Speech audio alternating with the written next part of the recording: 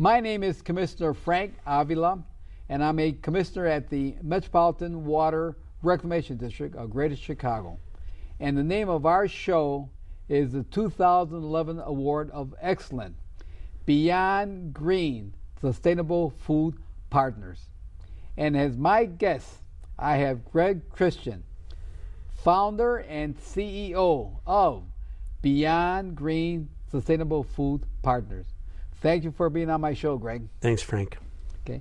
You know, each year I present an award to organizations and individuals who have demonstrated exceptional leadership in protecting and promoting a healthy environment. This year I am honoring Greg Christian, founder and CEO of Beyond Green Sustainable Food Partners. Greg Christian owned a catering business for 17 years. As a business, he made a commitment to the environment and the community. He changed the menu in responsive to seasonality, resulting in delicious, cost-effective, and environmentally responsive menus. When he transitioned out of catering, he wanted to use his food service knowledge to help other organizations address sustainability, nutrition, food service, waste management, and environmental science. He believes that current accepted food system is inefficient and that it can become both efficient and sustainable. Beyond Green works to offer solutions to organizations to help them transition to sustainable food service platforms. Greg Christian envisioned a future in which institutions are financially thriving while providing wholesome, stretch-cooked meals with local ingredients and a minimum environmental footprint. You know, Greg, I am pleased and honored to present the 2011 Excellent in Sustainable Food Awards to you, Greg Christian of Beyond Green Sustainable Food Partners. And Greg, and this is your award for what you have done for over 17 years in providing a good, healthy environment for everyone here in the United States. Thanks, Frank. Yeah, pleasure. It's an honor. Yeah. Now, why did you happen to get into this field, Greg? Well, I've been cooking for over 30 years. 30 years? Yeah. And for a long time, my career was going along just fine. Yes. Making good food and making money at that. Yes. Right? And my training was to get the raw ingredients. And to me, a chef, we're natural aggressors with raw ingredients. Yes. So that's me. And then the garbage person would come and take the garbage away. Ah. And I didn't really care where my food came from or where my garbage went for most of my life. Yeah. Career. And then my youngest daughter was sick. Yeah. She's 20 now and she's not sick. Yeah. But she was sick with asthma. And how old is she now? 20. 20. Yeah. And the doctors couldn't help her. And she went to the hospital all the time. And then intensive care regularly started happening. Intensive care? Intensive care. Yeah. And so the second intensive care visit was super scary. And so her mom said to me, let's try all organic food. And I rolled my eyes. Yes. I had a big ego back then. Yeah. Bigger. Yeah. And I, by that time, I was getting flown all over America to cook for wealthy people. Sure. Sure. And I knew food. Yes. You knew food. I knew food, but not organic food. No. And I thought I was a food expert. Yes. And so I said okay, because that last intensive care visit was super scary, where she almost died. Yes. And so within a month, she wasn't going to the hospital anymore. Yes. And I was confused. Now, who was doing the cooking? You or your? Both. Both. But her mom started going to Whole Foods, and I was like. Or any place that sold. Or any place that sold, organic food, and it was just I was just confused. Yes. So I started calling my vendors and to find out what was in my food. Yeah. Right? How was this chicken raised? Yeah. Where was it raised? What's in the carrots? Where do they come from? And I discovered our food system was kind of it didn't really work for everyone. Yes. And the food was full of chemicals and lots of processed food.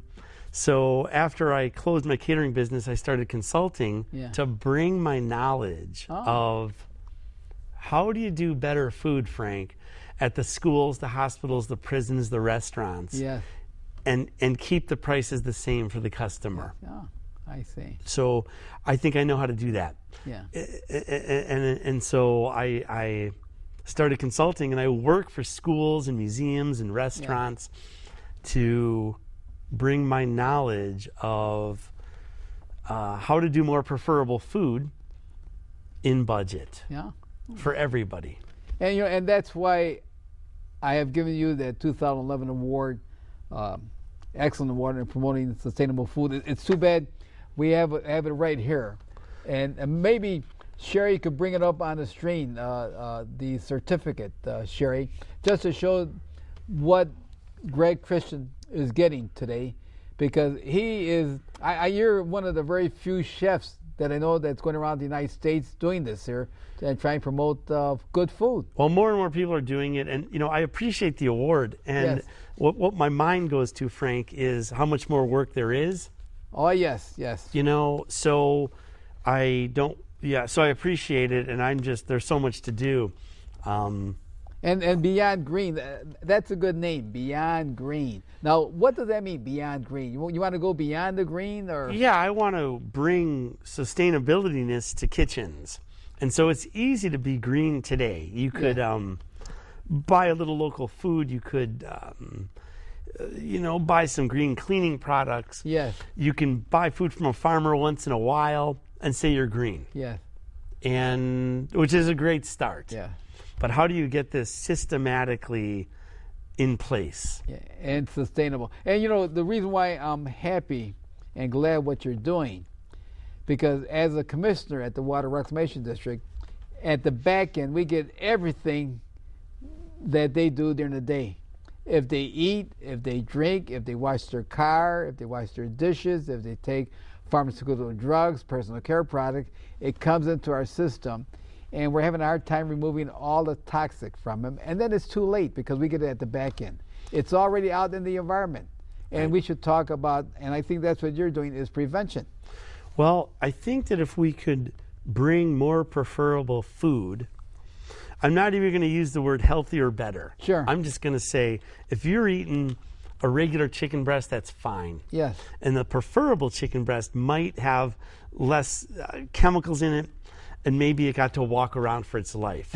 But either one is fine. Yes. If we can bring more preferable food to people, then there's less, there's probably a better chance of them being healthier.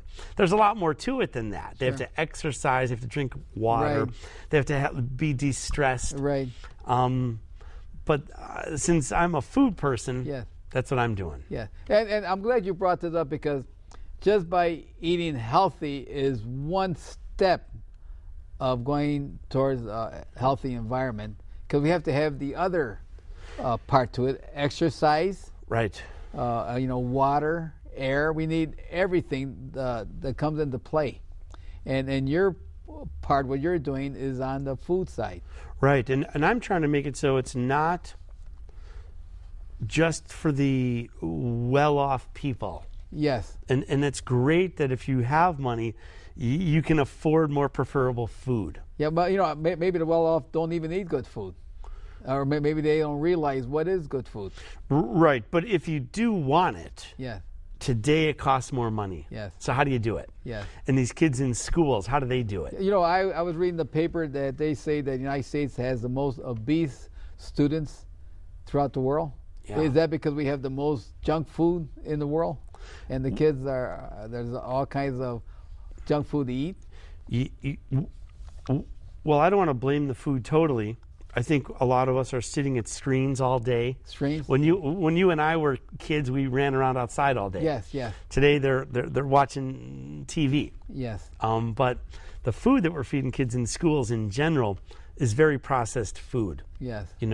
I had this customer out west, and I got their receipts for the year, and I determined from the cafeteria. Yeah. And I determined that they spent $11 per kid $11 per kid for the year on fresh vegetables. $11 For the year. for the year? Per kid. $1, almost less than $1 a month. Right. Oh my God. And that's a snapshot of America. Yes. That's not a snapshot of that school district. Yeah. So all the food, I was just at some schools in Indiana where the people, 4 schools, the ladies are working hard on making food for the kids. Yes. It's almost all coming out of a can, the freezer, or a package. All processed food. Yeah. I put 3 months of menus in front of the food service director, and I said, what from these 3 months is made from scratch? Yeah. And she said, none. And she's doing a great job. Yeah. I mean, she's working hard. They're all working hard. Sure. And there's budgets, and do they have the skill set anymore? Yeah.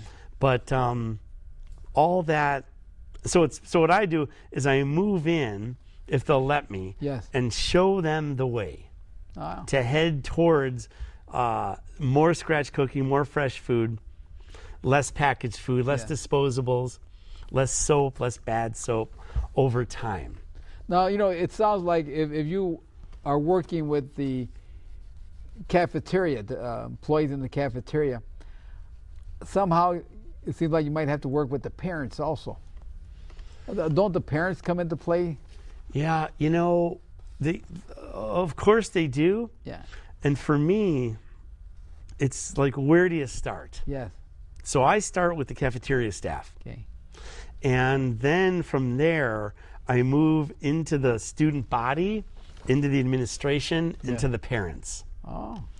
So I think it's easy to have, it starts with the parents as an excuse to not do anything. Yes. And so the hardest part is really engaging the staff in wanting to change, because everything is so commoditized. It's all coming out of packages. Yeah. Just like when you go to the grocery store. Yes. I mean, what's at the local grocery store? Mostly packaged food. Yes. And so how do you move to more scratch cooking? I know I struggle with change. Yes. People say, you have to change that. Yeah. And I'm like, I don't want to change that. Yeah. It's the same thing in an institution. So I hold their hands, and my thinking is it's an evolution, Frank. So there's a lot of thought leaders out there that say that this is a revolution, right? That we need a revolution. And to me, I honor those people, but that's incorrect thinking, because a revolution makes the system defend itself. And so I go in saying, let's tiptoe into this together. And I will find you the time, because they waste a lot of time in these kitchens, because the menu's too big usually. And I find a lot of money because the equipment's on all day at all these restaurants and museums and schools. The stoves are on all day. The cold water's running all day. And they use all these disposables. Oh. Right? Yeah. Everything's in a plastic container and capped, and it's easy. We don't need everything in a plastic container. Yeah. Because we have to buy it, then we have to throw it out. Yes. And so if I can find them the time and the money, and then so what are we going to do with that time and money? We're not going to put it in our pocket. We're going to buy better food, more preferable food. And we're going to cook from scratch with the time. And so Beyond Green is your company. Yeah. So it looks like you're different from other companies. And because I haven't heard of any other company doing what you're doing. I mean, there are very few companies doing what you're doing. Yeah, there's not a lot. There will be. What's the difference between what you're doing and the other companies? Well, with my chef background, I'm going in saying, I understand this whole system. And I know where you're at. Yeah. And I know how scared you are of change. Yes. And I know you think this is going to cost you a lot of money. Yes. But I'm going to promise you that it's cost neutral. So if it's cost neutral, and I'm going to hold your hand, right? And we're going to go at your speed. That's what I tell them anyway. But I usually kind of, once they let me in, that's kind of a mistake. Yeah. Because then I'm like, we're going faster. Yeah.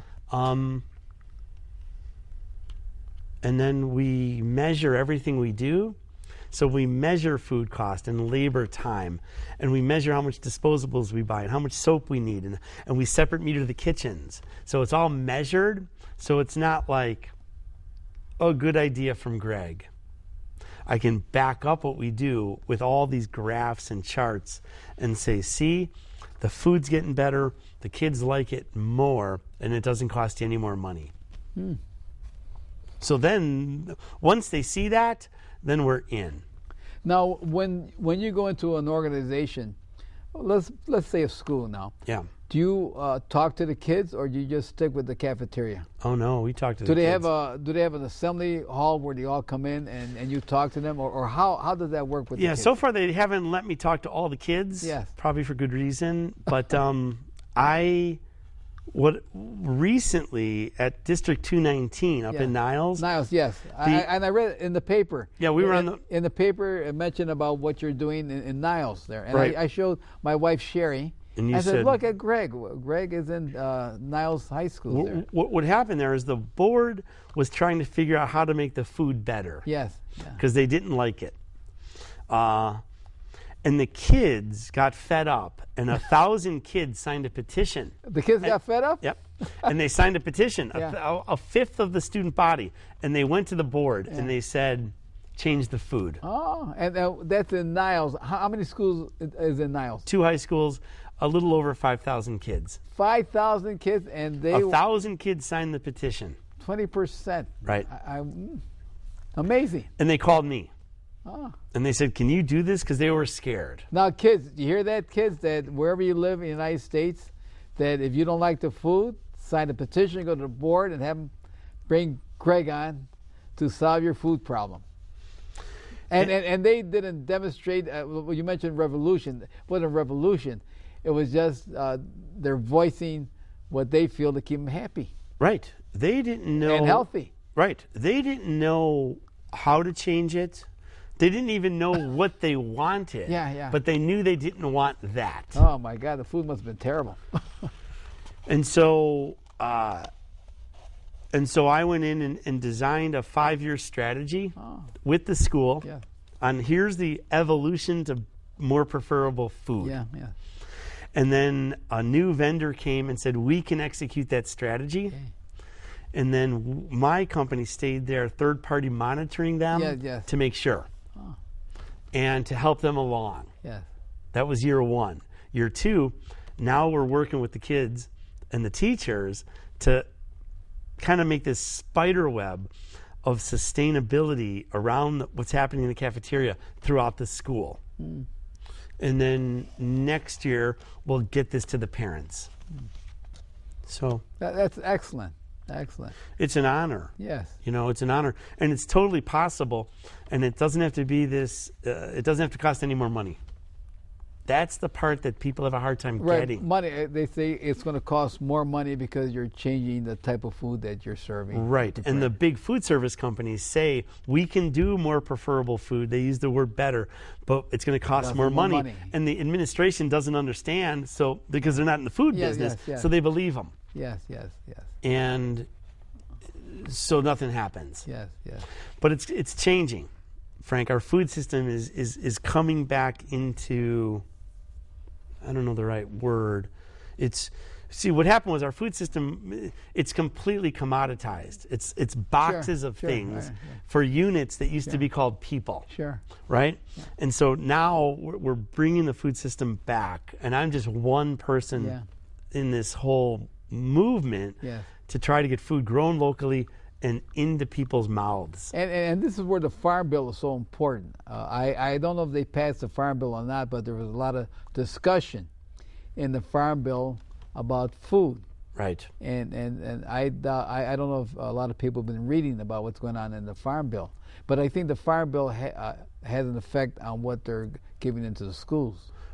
Yeah, there's some new laws that passed that, thanks to Michelle Obama, that it was her baby, where the kids now have to have more whole grains and more fresh vegetables. Okay. And so there's a misconception then between the environmental feel and the sustainability process, right? What are those misconceptions? Well, big agriculture thinks that we have to grow large amounts of the same crop, monocropping, and use pesticides and herbicides and chemicals to keep the bugs away. And that's on the, I see.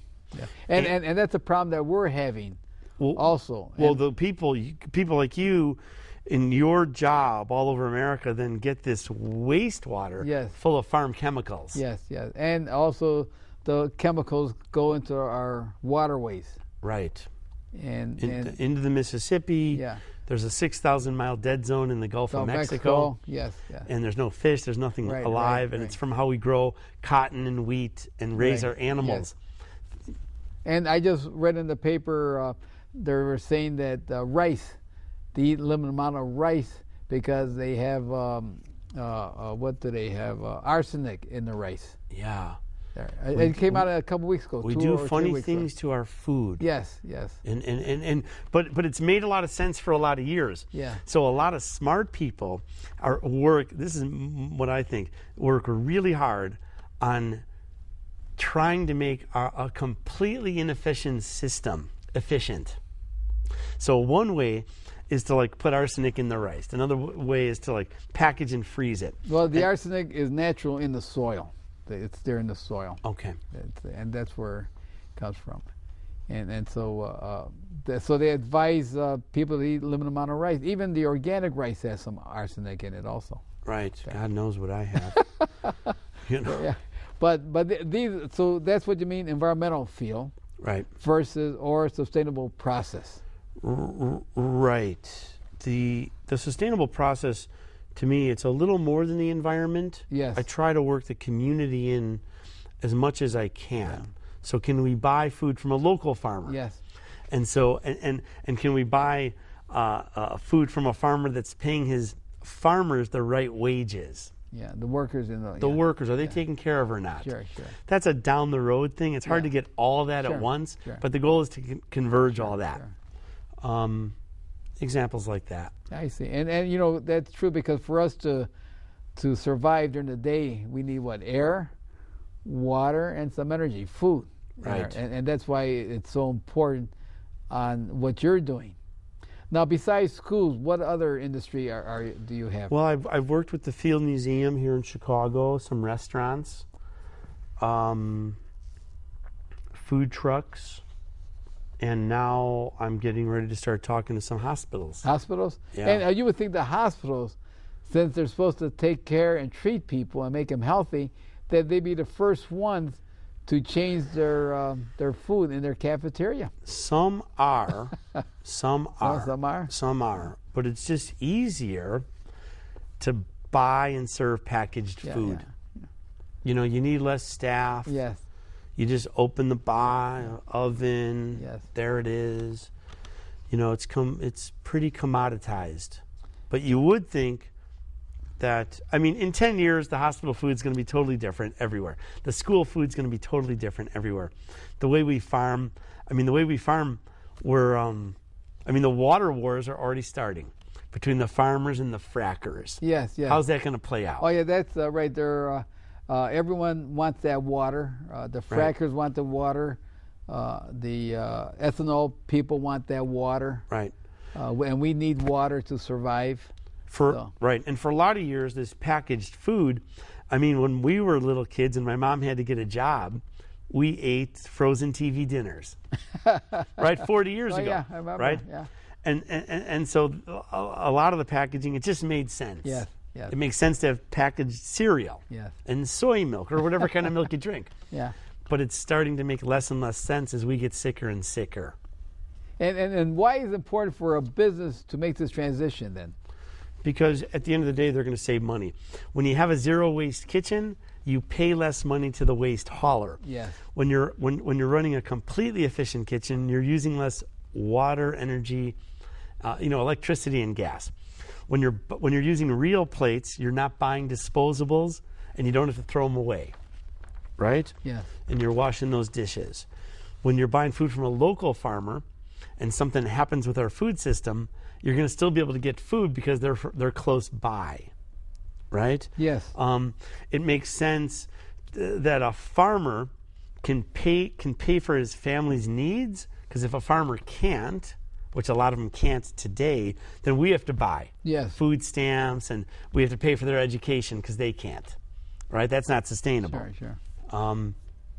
So, and just the general health of the planet, I think I'm a chef, so I can't really speak to the health of the planet. Sure. But my intuition says Mother Earth would like us to use less chemicals and ship things less. So why wouldn't we? And so to do that, though, there's going to be some change. People are going to have to cook more at their homes, in their restaurants. I mean, you go to a restaurant today and you think they're making everything in the back. There's so much packaged food back there. Oh, yeah? Yeah, I mean, I have never been in back. I just go in the front end. And where you eat, they're making everything from scratch. Right, from scratch. Where I but go in general, there could be, I mean, some of these chains have 2 or 3 people in the back, and there's 300 seats. How do they make all that food? You know, I met Greg at Omnibus Restaurant. They're located on North Milwaukee Avenue, just 2 blocks south of Devon. And it's a Buddhist vegan chef restaurant. Right. Where Dave does all the vegan food. And Bill. Bill. Bill. Right. And Bill is an excellent chef. Yeah. And the food is, if the wintertime is coming, and if you're sick, he serves the best soup. The best. Oh, my God, the unbelievable soup that he serves there. So whoever wants to eat healthy food, go see Bill at Omnibus Restaurant on North Milwaukee, 2 blocks south of Devon. Right. But that's where I met Bill. I mean, Greg. Yeah. Greg. Well, Greg, and that's why I decided to give you this award, the 2011 Excellent Award in food and what you're doing. In this sustainable food. I appreciate that. And you're the one that should get the award. Because you're the one that's like, I have no idea how you clean all that water. The wastewater. Yeah, what you do with that wastewater, with all the stuff that we put into it. And I met some of the engineers before the show. Yes. And I told them and you guys are the stars. Yes. We're busy paying attention to Brad Pitt and Angelina Jolie and whatever your thing is. And you are the people that are... Well, and this is the award again. Greg, your award